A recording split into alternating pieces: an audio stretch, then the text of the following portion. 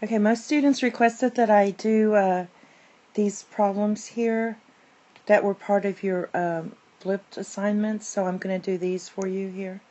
12 through 18, I think you can figure out 10. Okay, the first one is they just want you to multiply, and what they're asking you to do is multiply by the conjugate.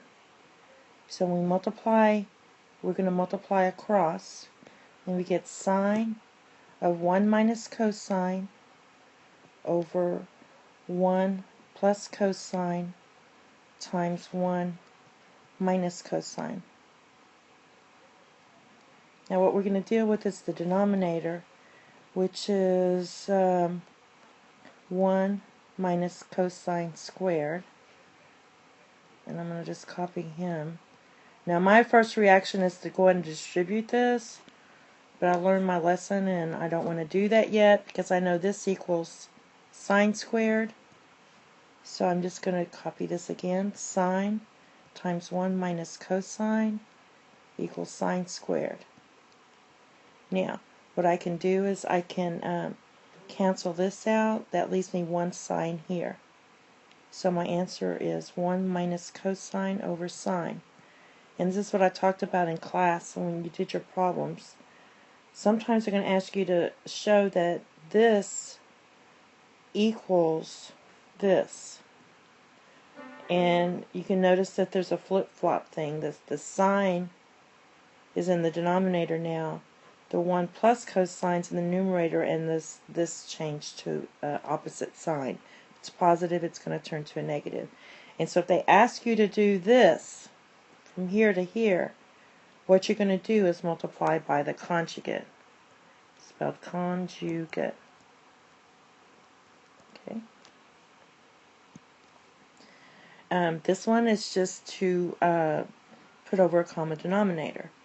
So we've run into those already. So we're going to do the common denominator. Since these are both different, we have to take them both. So that's going to be 1 plus cosine times 1 minus cosine.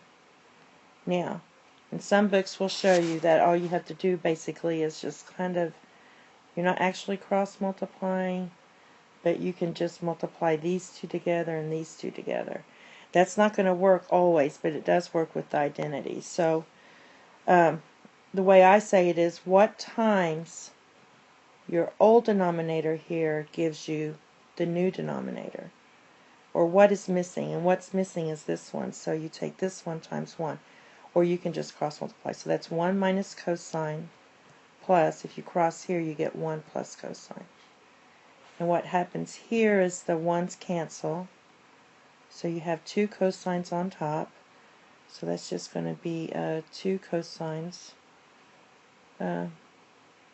Actually, what happens here, the 1's cancel, and so does the cosines. Let's see, the 1's don't cancel. So we get 2. So let me do this again. Sorry about that. So we have 1 minus cosine and 1 plus cosine. So the cosines cancel and you get 2 over 1 minus cosine squared. Now they just asked you to, rewrite over a common denominator, and that's what we did. If you wanted to, you could write it as 2 over sine squared, or whatever you're trying to do when you establish your identity. They might want you to leave it this way, or they might want you to write it this way. Okay, 16. This has the form of a plus b times a plus b, or this is a plus b squared, which equals a squared plus 2ab plus b squared. So my a is tan, there it is. So I have tan squared plus 2 tan, because b is 1, so it's just 1 times tan, plus 1, minus secant squared, all over tan. Now, tan squared minus secant squared is 1. So we have 1 I'm going to go ahead and, for saving room, I'm going to go ahead and do this. So this all equals 1. So you have 1 plus 1 is 2. So you have 2 minus 2 tan over tan. And I think that's about all we can do. We can factor out a 2 and get 1 minus tan over tan, but we just leave it like this. Okay? And the last one, what do they want us to do? Factor and simplify? Well, since I already have cosines everywhere, I'm going to leave it that way.